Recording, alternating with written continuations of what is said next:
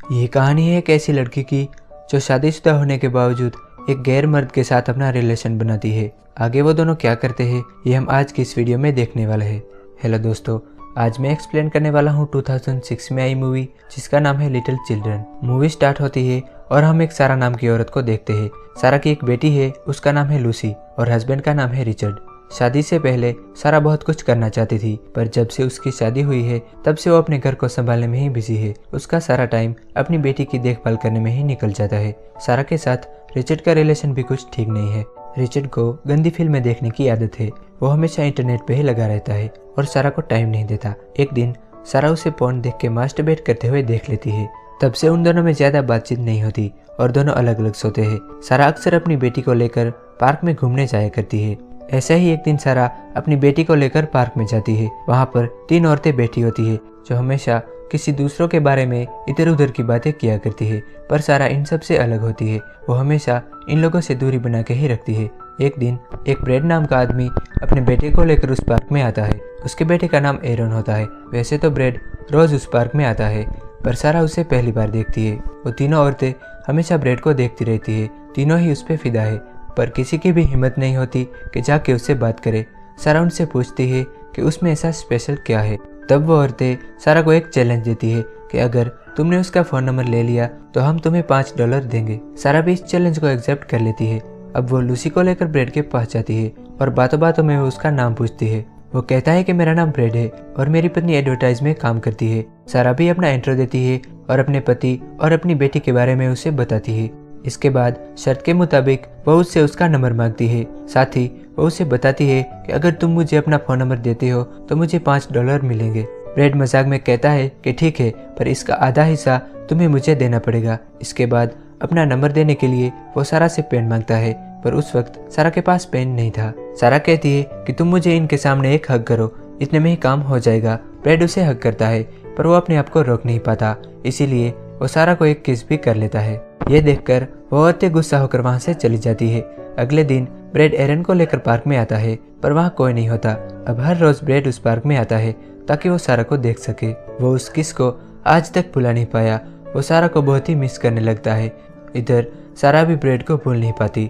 रात को ब्रेड अपनी वाइफ कैथी के साथ इंटीमेट होना चाहता है, पर कैथी अपनी जॉब और एरन को लेकर बहुत बिजी रहती है, इसीलिए दोनों के बीच रिश्ता और भी खराब होता जा रहा है। कैथी अकेले ही जॉब करती है, इसीलिए वो चाहती है कि ब्रेड अपना बार एग्जाम क्लियर करे और एक लॉयर बने। अब कैथी उसे पढ़ने के लिए लाइब्रेरी भेजती है, पर ब्रेड पढ़ाई करने की बजाय एक जगह बैठ के कुछ स्टूडेंट को स्केटिंग करते हुए देखता है। दरअसल 10 साल पहले वो एक फुटबॉलर बनना चाहता था, पर जब से उसकी शादी हुई और एरन पैदा हुआ तब से वो घर में ही बिजी रहता है। तभी उससे मिलने उसका एक दोस्त आता है जिसका नाम है लेरी। लेरी एक रिटायर्ड पुलिस ऑफिसर है। एक बार जब वो ड्यूटी पे था तब उसके हाथों एक बच्चे की जान चली गई। वो उस गिल्ट को आज तक भुला नहीं पाया। वो यहाँ पर लोकल फुटबॉल टीम से खेलता है। उसने ब्रेड को भी अपनी टीम में शामिल होने के लिए कहा और ब्रेड तो जैसे इसका वेट ही कर रहा था, वो भी इसके लिए मान जाता है। अगले दिन हम सारा को देखते हैं जो अपनी मैरिड लाइफ से बिल्कुल तंग आ चुकी थी, इसीलिए अब वो अपने दिल की सुनती है और वो ब्रेड से मिलना शुरू कर देती है। दोनों एक दूसरे को देखकर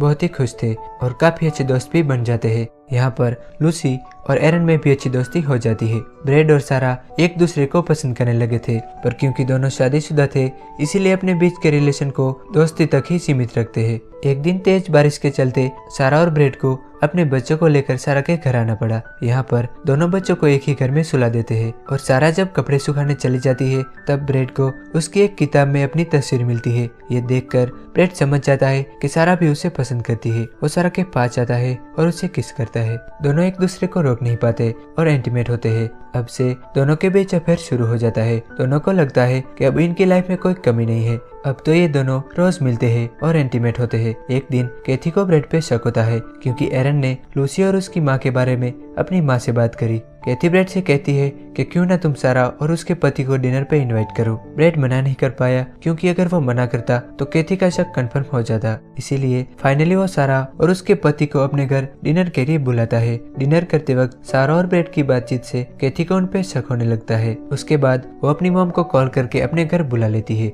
वो अपनी मॉम से कहती है कि जब मैं बाहर रहूं तब आप ब्रेड के साथ रहो और पता लगाओ कि वो किससे मिलता है और कहां कहां जाता है। अब जहाँ भी ब्रेड जाता है कैथी की मॉम उनके साथ होती है, जिस वजह से वो सारा से मिल नहीं पाता। कुछ दिनों के बाद दोनों माँ और बेटी को यकीन हो जाता है कि ब्रेड का सारा के साथ कोई अफेयर नहीं है। उसी रात को ब्रेड का एक फुटबॉल का मैच होता है। कैथी और उसकी मॉम साथ नहीं आ रहे थे। उसी का फायदा उठा के सारा उससे मिलने आती है। ब्रेड और उसकी टीम गेम जीत जाते हैं। सारा को वहाँ देखकर ब्रेड काफी खुश होता है और दोनों किस करने लगते हैं। ब्रेड कहता है कि इतना खुश वो पहले कभी नहीं हुआ। वो चाहता है कि ये पल हमेशा के लिए ऐसे ही रुक जाए। सारा कहती है कि उनके इस रिश्ते का कोई मतलब नहीं है, क्योंकि वो एक ऐसी लाइफ चाहती है जहाँ वो ब्रेड के साथ पूरी लाइफ बिना किसी परेशानी के रह पाए। अब दोनों वहाँ से भागने का डिसाइड करते हैं। सारा अपने साथ लूसी को ले जाने का फैसला करती है और ब्रेड सब कुछ छोड़ के सारा के साथ एक नई जिंदगी शुरू करेगा। इस एरिया में एक बंदा है जिसका नाम है रोनी। रोनी की मेंटल हालत बहुत ही खराब है। वो 2 साल तक जेल में भी रह चुका है।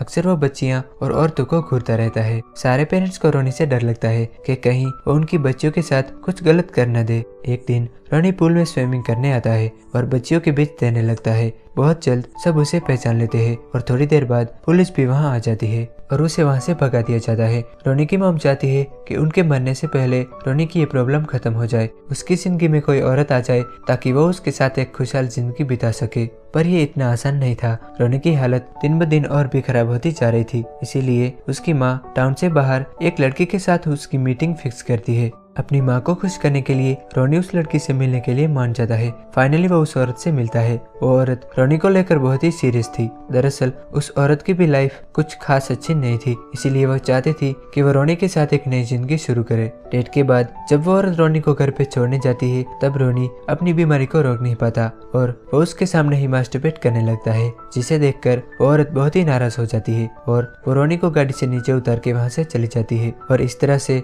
रोनी की लाइफ में एक औरत आने वाली थी, पर वो भी नहीं आई। ब्रेड रोनी के बारे में अपने फ्रेंड लेरी को बताता है। लेरी रोनी पे बहुत ही गुस्सा हो जाता है कि ऐसा इंसान हमारी सोसाइटी में क्या कर रहा है। वो रोनी के घर जाता है और घर के बाहर ही चिल्लाने लगता है। ये सुनकर आसपास के लोगों की नींद टूट जाती है। तभी रोनी की मॉम घर से बाहर आती है और वो लेरी को वहाँ से जाने को कहती है, पर लेरी किसी की बात मानने को तैयार नहीं था। तभी माइक छीनते वक्त रोनी की मॉम को दिल का दौरा पड़ता है। उसके बाद उन्हें हॉस्पिटल ले जाया जाता है और लेरी को पुलिस पकड़ के ले जाती है। रोनी हॉस्पिटल में वेट कर रहा था। तभी डॉक्टर आके उसे कहते हैं कि वो उसकी मॉम को नहीं बचा पाए। ये सुनकर लेरी बहुत ही टूट जाता है और अपने घर वापस चला जाता है। घर पे उसे अपनी मॉम का एक खत मिलता है जिसमें लिखा था कि एक अच्छा इंसान बनो। ये देख रोनी बहुत ही रोने लगता है और अपने घर से बाहर निकल जाता है। उसी रात लेरी को भी छोड़ दिया जाता है। उसे अपनी गलतियों का एहसास हो गया था, इसीलिए वो रोनी से माफी मांगने उसके घर आता है, पर रोनी वहाँ नहीं था। उसी रात ब्रेड और सारा अपने घर से भागने का प्लान बना लेते हैं। सारा लूसी को लेकर ब्रेड के वहाँ आने से पहले ही पार्क में पहुंच जाती है। इधर ब्रेड भी घर से निकल रहा था।